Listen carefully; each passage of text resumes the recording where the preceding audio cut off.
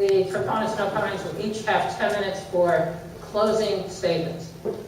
Before I turn it over to Steve, though, I can't resist Professor's privilege to kind of put this in perspective. So if you'll indulge me a few minutes to just put this in perspective. Obviously, what prompts this debate are right now developments in places like Ohio and Wisconsin are grabbing the headlines, burning up, Twitter and Facebook and all the other new technology that I break out in hives when I get close to. But the actual debate we're focusing on has been with us for over half a century.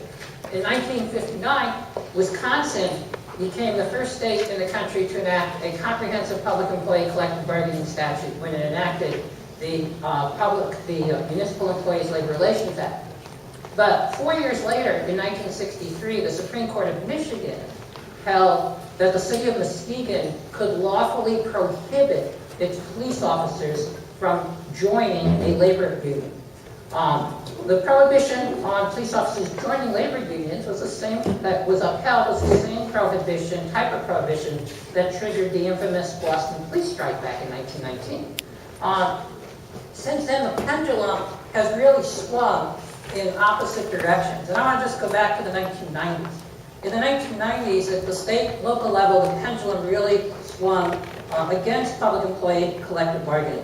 So, for example, in Michigan, numerous subjects of bargaining were prohibited in public education. Michigan enacted very draconian anti-strike penalties, and Michigan also, by legislation, extended the length of the school year without any additional compensation to employees. Ohio at that time prohibited bargaining by university faculty over teaching loads. Oregon excluded a number of subjects from mandatory bargaining, including such things as class size, school calendar, evaluation standards, dress, and personal conduct requirements. And Wisconsin enacted something called the Qualified Economic Offer, which set forth a formula. And if a school district offered that formula for salaries, that was the end of it. The union could not take the matter to arbitration.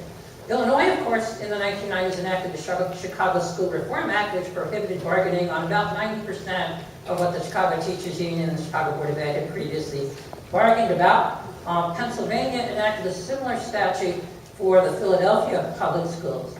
And New Mexico, which had enacted a public sector collective bargaining statute with a sunset provision, saw its statute sunset when the Democratic legislature passed a law bill that would have continued the statute, and the Republican governor vetoed it. At the federal level, however, the pendulum was swinging the other way. A decade earlier, President Reagan, of course, had fired the air traffic controllers for their illegal strike, but President Clinton issued Executive Order 12871, which established partnership councils at the national, department, and local levels, and also ordered executive agencies to negotiate permissive subjects of bargaining. Well, the first decade of the new century, the pendulum swung back, on both sectors, and again, passing each other. So at the state level, we had, in New Mexico, with Bill Richardson as governor, the legislature passed an even stronger public sector collective bargaining law, which the Democrat Bill Richardson signed into law. Several states, including Illinois, enacted mandatory card check recognition for public employees. Prior to that, New York State was the only state that had required that. We saw major expansions of coverage in collective bargaining, particularly including home health care aides and in-home daycare providers. Also specific states, again, Wisconsin, extended coverage to university faculty for the first time. And Wisconsin abolished the QEO. At the federal level, on the other hand, the pendulum was swinging the other way. President Bush, almost upon taking office, repealed the Clinton executive order. Then a year later, in January of 2002, he issued an executive order that on national security grounds precluded collective bargaining in 5 subdivisions of the Department of Justice, just as a group of clerical personnel in U.S. attorneys' offices were about to have a representation election. A year after that, the head of TSA prohibited collective bargaining by airport screeners.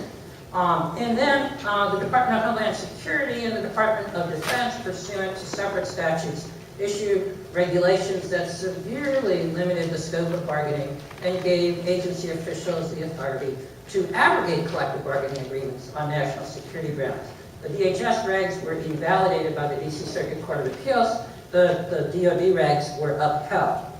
Now we're into the second decade of the new century. And at the federal level, it's swinging back the other way. So President Obama issued an executive order creating labor management forums, very similar to the labor management partnerships that President Clinton had provided for, and providing for demonstration projects whereby agencies will elect to bargain permissive subjects of bargaining. The DHS and DoD regs are a thing of the past, and most recently, the TSA had decreed that airport screeners would be allowed to bargain collectively. Just last Wednesday, the Federal Labor Relations Authority announced the results of their representation election, and no choice got a majority, so they're now heading to a runoff between the National Treasury Employees Union and the American Federation of Government Employees. No union got the least number of votes, so they will be represented after the runoff. But at the state level, of course, we all know what's going on, right? But it started before Wisconsin. In December of last year, the state of New Jersey, with a Democratic-controlled legislature and a Republican governor, enacted a significant amendment as a 2-year experiment to its police and firefighter interest arbitration law that capped the salary increase the arbitrator could award, but also capped the fee that could be paid to the arbitrator and requires that the arbitrator issue the award within 45 days following the arbitrator's appointment, and then fines the arbitrator $1,000 per day for each day the arbitrator is late. As a result, no arbitrator in New Jersey will take those cases. This is effectively gutted interest arb for police and fire in New Jersey. Wisconsin, the largest demonstrations Madison has seen since the Vietnam War. And from the media we know it prohibits bargaining on anything other than an increase in base wages limited to the increase in the CPI. But it's actually a little more than that. It's limited to the increase over the 6 months prior to the expiration of the contract, the last contract in the CPI. And it provides that if the CPI decreased during that period, they must agree to decrease wages in accordance with the decrease in the CPI. I think the most interesting part of the Wisconsin enactment, it's not law yet, is a provision that requires every exclusive representative to be recertified every year in an election. And in that election, to be recertified, the exclusive rep must get the votes of at least 51% of the employees in the bargaining unit, not of the ones who vote, and not a majority, but 51%. So if you have a bargaining unit of 400, and let's say the exclusive rep gets 202 votes and 100 vote to decertify, the union's decertified. Even though it got an overwhelming majority of the voters, a bare majority of everyone in the bargaining unit, but didn't get 51%, which would be 404 of the bargaining unit, so it's decertified. And it prohibits dues check off and fair share. The Ohio statute, which again is not law yet, is subject to a referendum, strips coverage from certain employees, including, close to my heart, university faculty, prohibits strikes with draconian strike penalties, prohibits interest arbitration, provides that the parties in impasse submit their final offers to the employer's governing body, which decides which offer to select. Don't bet your house on which one they'll pick.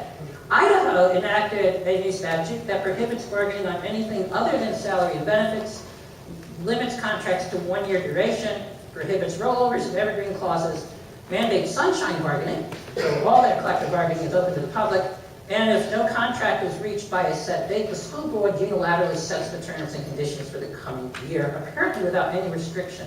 They can set them on any, they're not restricted to what was offered previously to the union. And in Barry's home state, Indiana, now prohibits bargaining on anything other than salaries and benefits. New Hampshire is about to enact the right to work law. This is the same New Hampshire that just a few years ago mandated card check recognition. And the Senate version, which has to be reconciled with the House version, would effectively eliminate exclusive representation by providing that the union has no obligation to represent non-members. So there's a lot going on, which makes this resolution very, very timely, but also very historic because we've had these tremendous pendulum swings. And I'm going to turn it over to Steve, if you have 15 minutes.